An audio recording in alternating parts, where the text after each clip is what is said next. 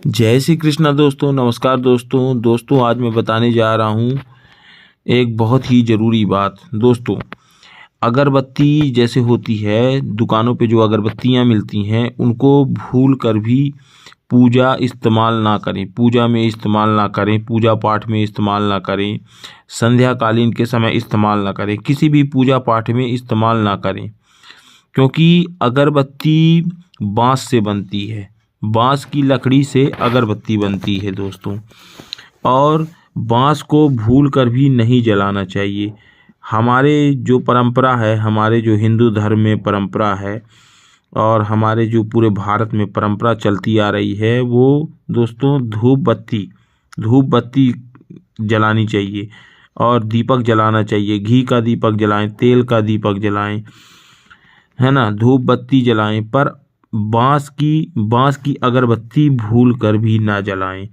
क्योंकि अगरबत्ती में बाँस होता है और बाँस वंश वृद्धि है। जो व्यक्ति बाँस को अपने घर पर लगाता है, उसके घर पे कभी भी किसी की मृत्यु नहीं होती है। अधिक से अधिक 150 वर्ष 200 वर्ष इंसान जीता है जिसके घर पे बाँस लगा होता है।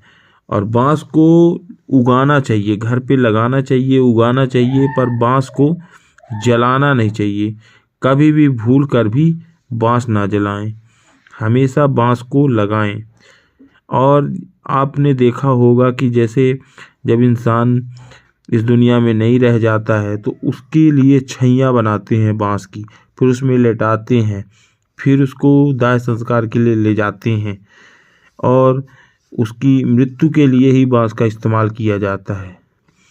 और जब कोई इंसान नहीं रह जाता तभी बाँस का इस्तेमाल करते हैं, बाँस जलाते हैं। इसलिए ध्यान रखें, बाँस का इस्तेमाल भूल कर भी पूजा पाठ में किसी भी कार्य में ना करें और उसको जलाएं भी नहीं। अगरबत्ती का इस्तेमाल करें ही ना घर में। अगरबत्ती अगर हो भी अभी आपके घर पे तो उसको तुरंत किसी को दे दें, फेंक दें, पर उसको जलाएं नहीं, भूल कर भी ना जलाएं। हमेशा धूप बत्ती जलाएं, घी की बत्ती जलाएं। घी की बत्ती दोस्तों आप तुलसी माता के पौधे पर जलाएं घी की बत्ती, घी का दीपक तुलसी माता के पौधे पर जलाएं। इससे लक्ष्मी माता अति प्रसन्न होती हैं और आपको मनचाहा वरदान देती हैं हमेशा। और आप अपने पूजा पाठ पर हो सके तो घी की बत्ती ही इस्तेमाल करें, और अगर उस हिसाब से व्यवस्था ना बन पाती हो तो तेल की बत्ती इस्तेमाल करें या फिर धूप बत्ती भी इस्तेमाल करें। धूप बत्ती भी बहुत लाभकारी होता है ना। तो धूप की बत्ती, घी की बत्ती, तेल की बत्ती, इनका इस्तेमाल हमेशा करें। पर बार बार मैं कहूँगा कि आप अगरबत्ती का इस्तेमाल ना करें। अगरबत्ती बहुत ही ज़्यादा नुकसानदायक है। अकाल मृत्यु जैसे घर पे आ जाती है, जैसे अकाल मृत्यु हो जाती है किसी की, तो वो कारण वही है दोस्तों, बाँस की अगरबत्ती का इस्तेमाल करना। सीधा सीधा कारण है, बाँस की अगरबत्ती का इस्तेमाल ना करें अपने घर पर और कहीं भी ना करें, क्योंकि ये सही नहीं है, ये गलत है। और इसीलिए देवी देवता जो होते हैं तो प्रसन्न नहीं होते हैं। आप कितना भी, जैसे आप पूजा पाठ कर लीजिए, पर आप कहते हैं ना कि इंसान, भगवान हमसे रूठा क्यों है, क्यों हमारी नहीं सुनता है। तो यही छोटी छोटी जो कारणें होती हैं, इन्हीं कारणों बस आपकी पूजा विफल हो जाती है।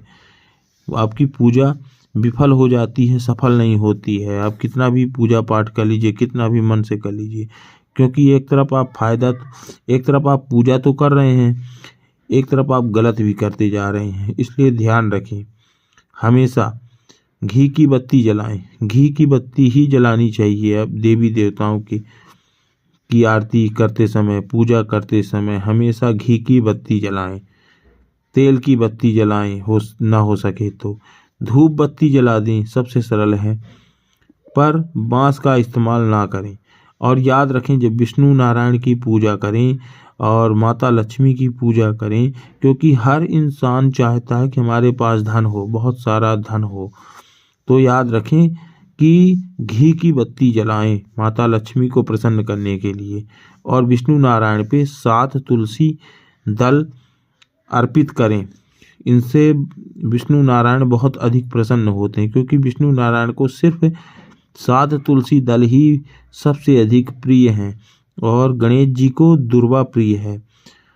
और अगर एक गाय अपने घर पर रख लेते हैं तो उससे बढ़कर दोस्तों कुछ नहीं है, क्योंकि गाय में 33 करोड़ देवी देवताओं का वास होता है।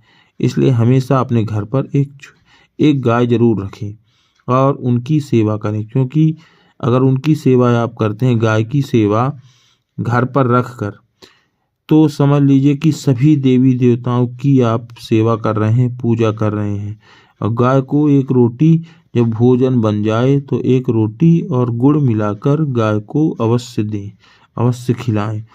इससे गौ माता का आशीर्वाद आप पर बना रहेगा हमेशा, क्योंकि उनमें 33 करोड़ देवी देवताएं रहते हैं।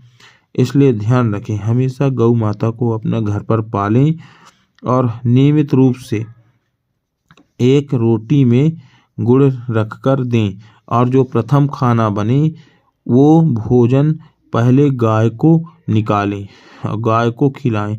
अगर आप गाय को नहीं रख सकते हैं, कोई ऐसी समस्या है कि आप गाय नहीं रख पा रहे हैं, तो आप प्रतिदिन आप कहीं भी गाय हो तो उसको जाके पहला घर का जो खाना बनता है तो प्रथम भोजन गाय को खिलाएं, और रोटी गुड़ खिलाने से और आशीर्वाद मिलता है, ढेर सारा आशीर्वाद उनसे मिलता है, क्योंकि गाय में लक्ष्मी जी भी वास करती हैं और धन की देवी लक्ष्मी कहा जाता है, और पैसे से बढ़कर तो कुछ होता नहीं है आज की डेट पर। तो अगर आपको धन चाहिए दोस्तों, तो आप इस उपाय को अवश्य करें, अवश्य गौ माता की सेवा करें। हमेशा आपको कभी किसी चीज़ की आवश्यकता नहीं होगी, हमेशा धन आता रहेगा, और धन आएगा तो सब कुछ रहेगा। इसलिए उस उपाय को अवश्य करें। जय श्री कृष्णा, राधे राधे।